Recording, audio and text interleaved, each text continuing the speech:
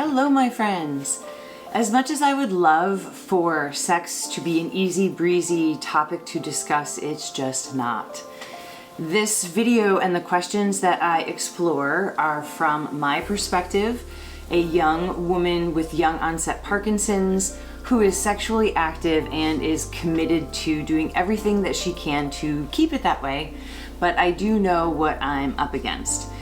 The sources I have used to make this video I link in the description below and highly recommend people check them out for themselves because they're good, but in both of the primary video sources there are doctors and professionals who speak to very important and complex sexual health issues in a way that I'm unable to.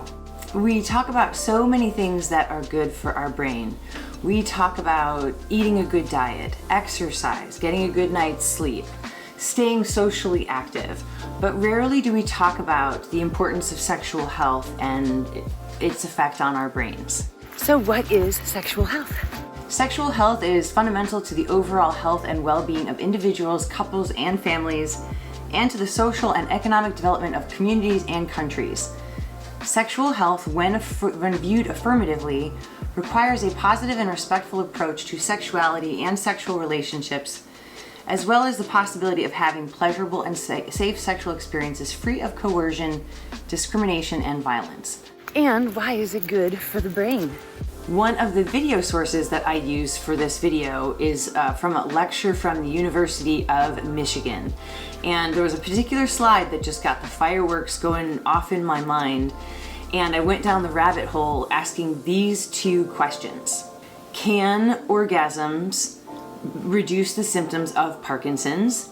And the second question is, can orgasms possibly slow the progression of Parkinson's? And on this slide, it refers to the period of time after the orgasm. Two hormones are released, oxytocin and vasopressin. And I guess these are satisfaction hormones that are associated with relaxation and calm. The words relaxation and calm made me think about bradykinesia, stiffness. How could orgasms potentially reduce stiffness or reduce other symptoms of Parkinson's disease? I started to think about having an orgasm as an awakening of the brain and brain activity. The orgasm is a shower of neurotransmitters. It massively increases blood flow to the brain. Could having regular orgasms also reduce the symptoms of Parkinson's that we don't see, like depression, pain, and anxiety? Could it slow the progression of Parkinson's by keeping our brain's wheels greased, so to speak? And then if you want to take a look at, what happens to the brain? What areas are actually activated? So I found this is brain activity unique to orgasm in women. What is truly striking about the results is just all of the areas of the brain that just light up and that are activated, leading up to, during, and afterwards. Unfortunately, I didn't find any brain scans of people with Parkinson's during orgasm, which I would love to see. So if anyone knows if that research out there exists, I think it would be fantastic, not only for that research to be done, but to look at. Now, the last highlight of this study that I want to point out, which I also found very interesting, was right here. Contrary to what we originally believed might account for the discrepancy between our previous reports, we found no significant differences at orgasm between the partner stimulation and the self-stimulation orgasm groups.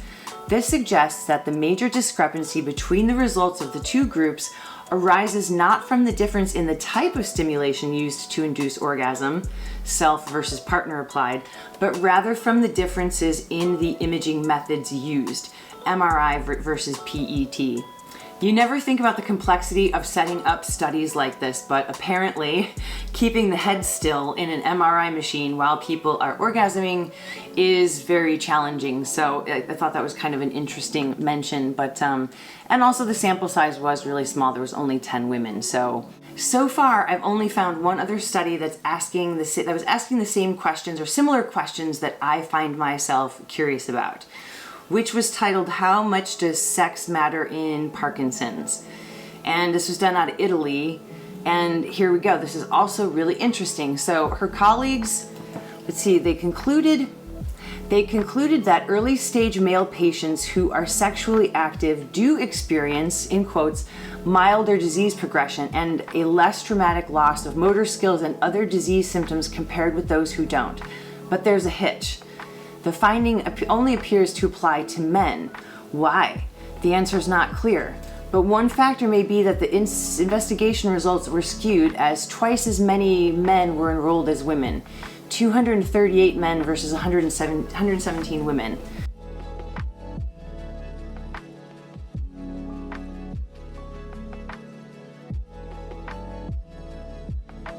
Also, it turned out that the men said that they were twice as sexually active as women. While about 2/3 of men said they were having sex, only 1/3 of women said the same. So then the question I still have, is sex good medicine for Parkinson's? And my answer is absolutely yes.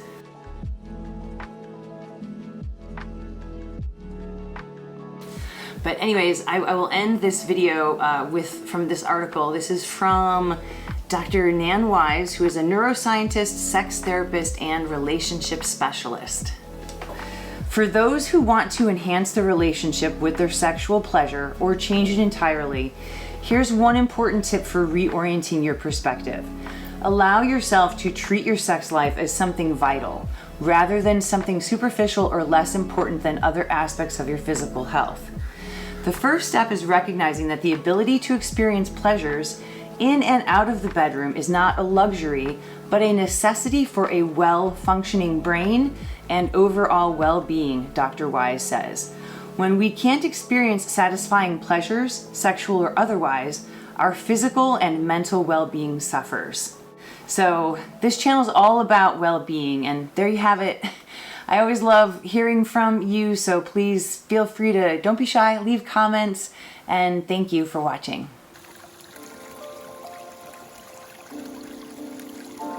Get that water. Get it.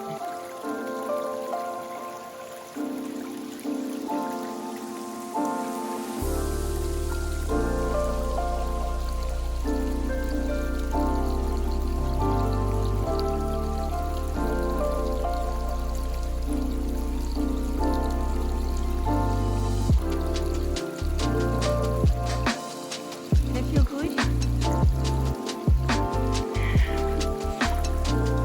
Get in that water. Get it. Oh. Oh boy. Get in it. Get in that water.